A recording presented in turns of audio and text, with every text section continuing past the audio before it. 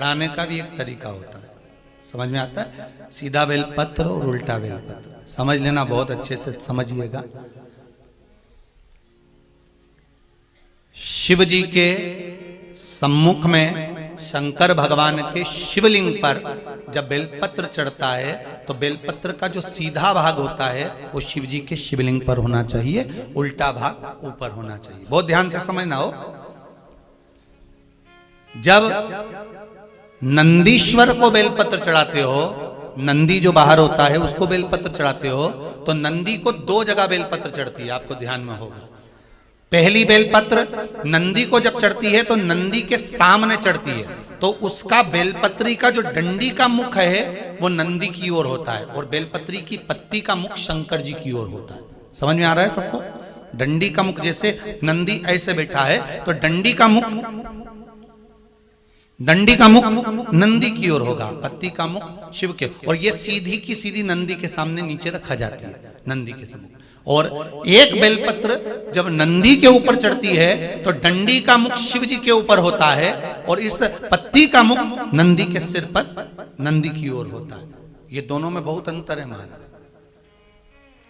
जैसे कोई बच्चा कोई कंपटीशन एग्जाम के लिए जा रहा हो या कोई परीक्षा देने के लिए जा रहा हो और पढ़ाई करे, स्मरण करे, तैयारी करे, वो अपनी जगह पर है। और ऐसा नहीं होता कि बच्चे पढ़ते नहीं है या तैयारी नहीं करते हैं। इसके बाद भी अगर उनका इंटरव्यू में पास नहीं होते या एग्जाम में पास नहीं होते तो उसके लिए ये दोनों बेलपत्री बड़ी काम करती है। बहुत ध्यान देना, जो नंदी के सामने बेलपत्र रखकर जाना, शिव जी के सम्मुख में बेलपत्र रखकर जाना, मतलब नंदी के सम्मुख में जब रखाएगी तो डंडी, जम के बोलिए, कहाँ होना चाहिए?